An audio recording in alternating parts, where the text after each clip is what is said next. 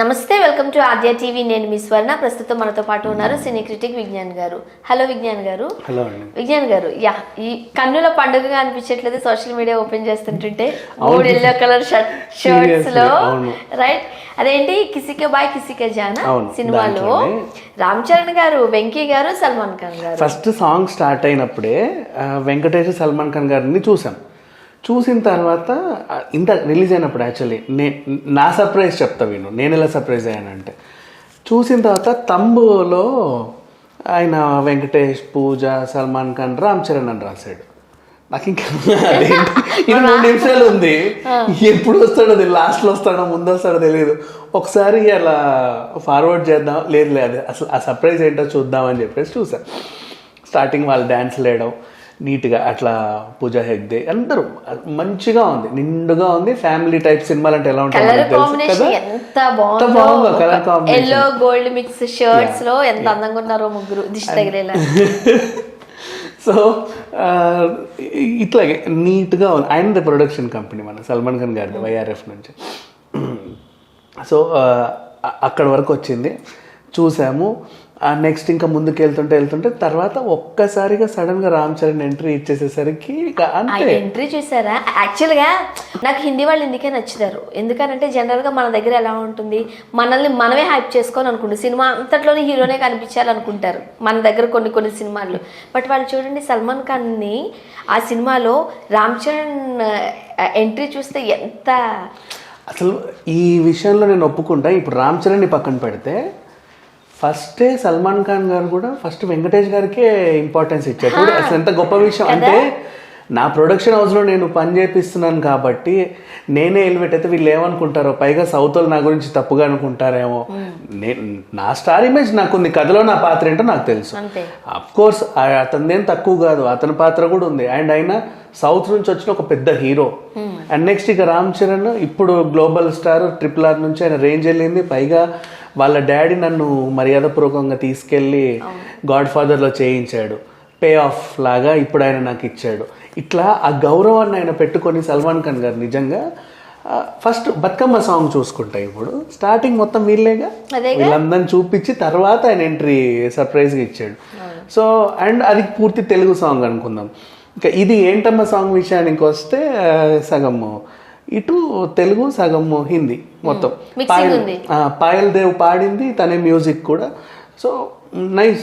ఓవరాల్గా చూసుకుంటే అసలు ఎంత నీట్గా ఉందంటే, ఈద్కి ఇదొక మంచి పండగ అనుకోవాలి, ఇంకా పెద్ద పండగ అనుకోవాలి. Why? Because already Telangana slang సినిమాలు బాగా హిట్ అవుతున్నాయి. మొన్న బలగము, నిన్న దసరాతో చూసుకుంటే, పైగా అందులో బతుకమ్మ, ఇందులో బతుకమ్మ, ఇప్పుడు దీంట్లో కూడా బతుకమ్మ ఉంది.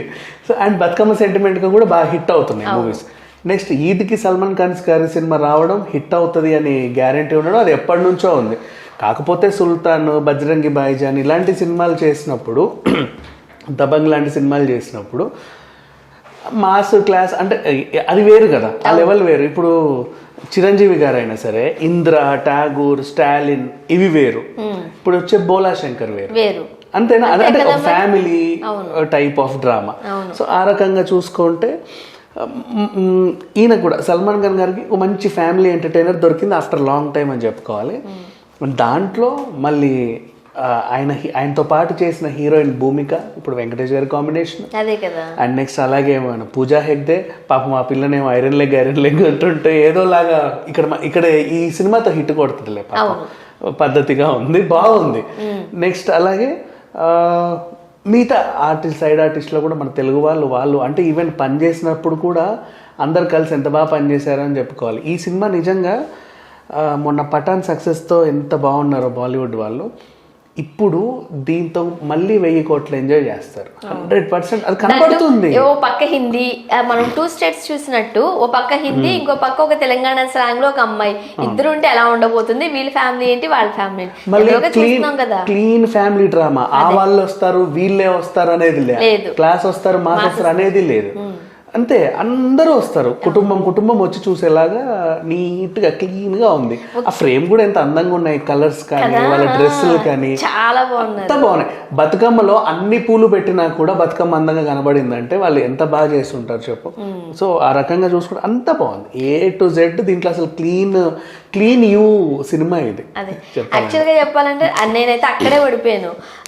ఎప్పుడైతే అదొక నార్త్ సినిమా అయి ఉండి that Salman Khan range cinema అయినప్పుడు రామ్ చరణ్ గారికి ఇంపార్టెన్స్ ఇవ్వడం, ఆయన ఎంట్రీని తీసుకోవడం, సో సినిమా మీద అంచనాలను ఒక్కసారిగా పెంచేసిందని మళ్ళీ ఆయన కాసేపు సల్మాన్ ఖాన్ తో చేయడం, మళ్ళీ పూజా హెగ్దేతో చేయడం, లాస్ట్ ఆయన సింగిల్ గా చేయడం బాగుంది. చాలా చాలా బాగుంది. ఈ సినిమా అయితే ఎలాగో హిట్ అవుతుంది చెప్పేసుకోవచ్చు పక్కా. అండ్ నెక్స్ట్ హిందీలో వెంకటేష్ గారికి కూడా ఒక మంచి మార్కెట్ వచ్చేస్తుంది. అంటే ఇప్పుడు దీంతో ఆల్రెడీ వాళ్ళు మాట్లాడుకుంటారు, ఎవరైనా అంటే మనకి దృశ్యం ఉంది కదా, అది తెలుగులో ఈయనే చేశాడంట, మొన్న రానా నాయుడు చేశాడు. అయ్యో అంత ఎందుకు, అప్పట్లో చంటి ఇవన్నీ కూడా సూర్యవంశము ఇవన్నీ కూడా ఇటు ఇటు అయిన సినిమాలు, ఈయన చాలా సినిమాలు హిందీలో అయ్యాయి, అవి కూడా ఈయన చేశాడు. సో ఆ రకంగా చూసుకుంటే ఓ ఇతనేనా ఇలాగా అది అని చెప్పి బాగా మాట్లాడుకుంటారు, బాగా వైరల్ అవుతుంది. పవిత్ర బంధం, పెళ్లి చేసుకుందాం, అన్ని వస్తాయి. అక్కడికి అండ్ మళ్ళీ బాలీవుడ్ హీరోయిన్లు అందరూ ఫస్ట్ సౌత్ కి వచ్చి ఈయనతోనే ఇంట్రడ్యూస్ అయ్యారు. అంజలా జావేరి ప్రేమించుకుందాంరా, మళ్ళీ అలాగే కత్రినా కైఫ్, ప్రీతి జింతా అమ్మాయి పేరు, IPL అమ్మాయి ఆమె, ఇట్లా బాలీవుడ్ వాళ్ళందరూ ప్రేమ అంటే ఇదేరా. అవును, ప్రీతి జింతా. సో ఇంకా ఉన్నాయి వీళ్ళు తీసుకొచ్చేది, ప్రేమతోరా సినిమా కానివ్వండి. బాలీవుడ్ తారలందరినీ ఈయన పరిచయం చేసి ఇంకా సిమ్రన్ తెచ్చాడు చక్కగా. అప్పుడు స్టార్టింగ్ హిందీలో వచ్చింది సిమ్రన్, తర్వాత ఇక ఇటే ఫిక్స్ అయిపోయింది, సౌత్కి అంకితం అయిపోయింది. సో ఆ రకంగా చూసుకుంటే వెంకటేష్ గారిని బాలీవుడ్ కూడా బాగానే హక్కును చేర్చుకుంటారు. ఇప్పుడు కూడా క్లీన్ సినిమా కదా. అఫ్కోర్స్ మొన్న రానా నాయుడు అంటే ఏదో బాగాలేదని చెప్పేసి ఫ్యామిలీ వాళ్ళు కొంచెం హర్ట్ అయ్యారు. సరే మీ కోరిక మేరకు తీసేసాడు ఆయన కూడా, నాకు వద్దులే. తెలుగులోనే వినడానికి అంత కష్టంగా ఉంటది కానీ హిందీలో వెళ్ళిపోతుంది అది. తెలుగు వాళ్ళు కూడా ఇప్పుడు నన్ను ఎంత గొప్ప మనసు చూడు, నా ప్రేక్షకులు నన్ను అలా చూడడానికి ఇష్టపడట్లేదు అనగానే వెంకటేష్ గారు చేసుకున్నారు కదా, ఎంత గొప్ప విషయం అది. ఎందుకంటే మళ్ళీ ఇప్పుడు ఇవన్నీ ఉన్నాయి కదా, ఈ ఫ్యామిలీ సినిమాలన్నీ హిట్ అవ్వాలి. అండ్ ఇప్పుడు కిసిక బై కిసిక జానికి తెలుగులోనూ అంతే మార్కెట్ ఏర్పడింది. ఆల్రెడీ సల్మాన్ ఖాన్ గారు మన గాడ్ ఫాదర్ లో చూసాము, తెలుగులో కూడా సేమ్ మార్కెట్. వెంకటేష్ గారు, రామ్ చరణ్ క్యామియో, పూజా హెగ్డే, అందరు మనకు తెలిసిన క్యారెక్టర్లే. చెప్పాలంటే అందరు తెలుగు వాళ్ళ మధ్యలో సల్మాన్ ఖాన్ గారు ఉన్నట్టే అనిపిస్తుంది. అంటే ఇప్పటివరకు రిలీజ్ అయినవి చూసుకుంటే, అంటే మేబీ వాళ్ళ ఇంటి వైపు అందరు హిందీ ఆర్టిస్టులు ఉండొచ్చేమో, పర్వాలేదు. బట్ ఈవెన్ నేను కూడా బాగా వెయిట్ చూడడానికి ఎంత కన్నుల పండుగగా ఉందో. సో ఈ రిలీజ్ కోసం అందరూ వెయిట్ చేస్తున్నాం. Thank you so much. But even నేను కూడా బాగా వెయిట్ చూడడానికి ఎంత కన్నుల పండుగగా ఉందో. సో ఈ రిలీజ్ కోసం అందరూ వెయిట్ చేస్తున్నాం. Thank you so much.